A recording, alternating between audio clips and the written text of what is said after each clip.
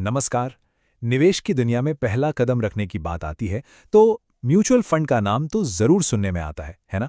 अक्सर इसे सबसे आसान और कह सकते हैं स्मार्ट तरीकों में से एक माना जाता है।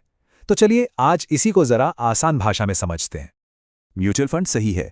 अरे वाह, ये लाइन तो हम सब ने टीवी पर एड्स में कहीं ना कहीं तो जरूर सुनी ही है। मतलब एक बहुत ही पॉपुलर स्लोगन बन चुका है।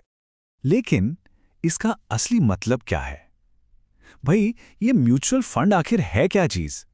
लोग इसमें पैसा क्यों लगाते हैं? और सबसे बड़ा सवाल, क्या ये सच में सबके लिए सही है?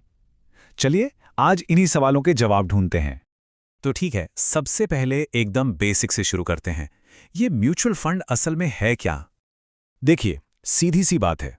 म्यूचुअल फंड को एक गुल्लक की तरह समझिए, एक बहुत बड़ी गुल्लक। इसमें बहुत सारे लोग अपना अपना पैसा एक साथ डालते हैं। अब जब ये पैसा इकट्ठा हो जाता है तो एक प्रोफेशनल, जिसे फंड मैनेजर कहते हैं, वो इस सारे पैसे को लेकर बाजार में इन्वेस्ट करता है। मतलब किसी एक का नहीं, बल्कि कई लोगों का पैसा मिलकर एक साथ काम कर रहा है और उसे कोई एक्सपर्ट संभाल रहा है।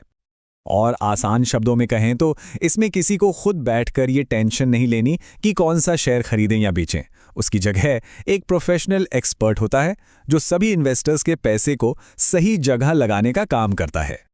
ठीक है, कॉन्सेप्ट तो सुनने में काफी अच्छा लग रहा है, पर सवाल ये है कि ये असल में काम कैसे करता है।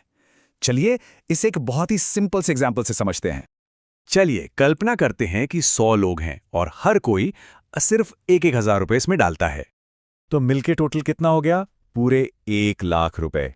अब देखिए, 1,000 रुपए शायद छोटी रकम लगे, लेकिन जब 100 लोगों के हजार रुपए मिल गए तो ये एक बड़ा फंड बन गया। और इतने बड़े फंड से इन्वेस्टमेंट भी बेहतर तरीके से हो सकता है। तो अब ये जो 1,00,000 रुपए का फंड है, ये काम पे लगता है। देखिए, पहला स्टेप तो हो गया, पैसा पूल हो गया। अब दूसरा स्टेप, फंड मैनेजर इस पैसे को उठाता है और इसे अलग अलग अच्छी कंपनियों के शेयर्स या बॉन्ड्स में लगा देता है।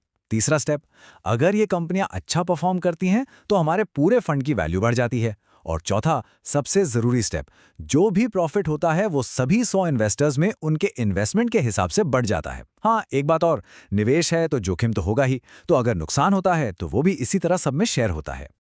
अब देखिए, हर इन्वेस्टर एक जैसा नहीं होता है ना। किसी का गोल अलग होता है, कोई ज्यादा रिस्क ले सकता है, कोई कम।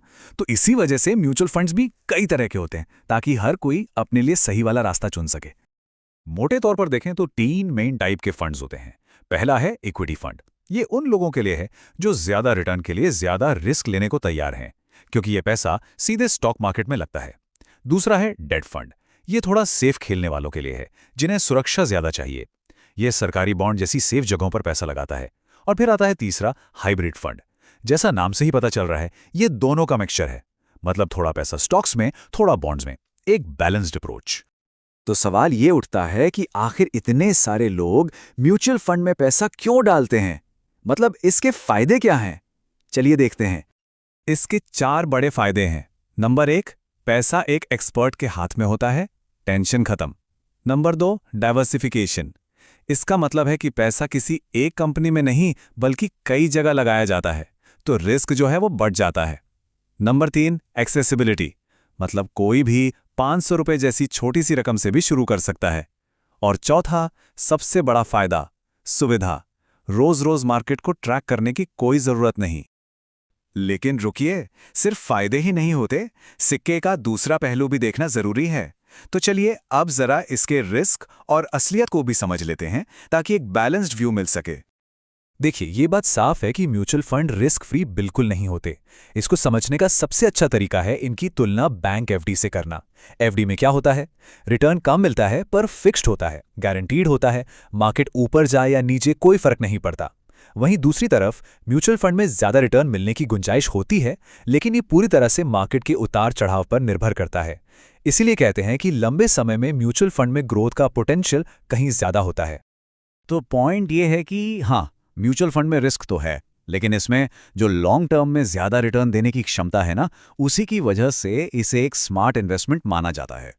तो अगली बार जब कोई ये कहेगा कि म्यूचुअल फंड सही है, तो उम्मीद है कि इसका मतलब अब ज्यादा क्लियर होगा। और अब आखिरी सवाल सोचने के लिए छोड़ जाते हैं।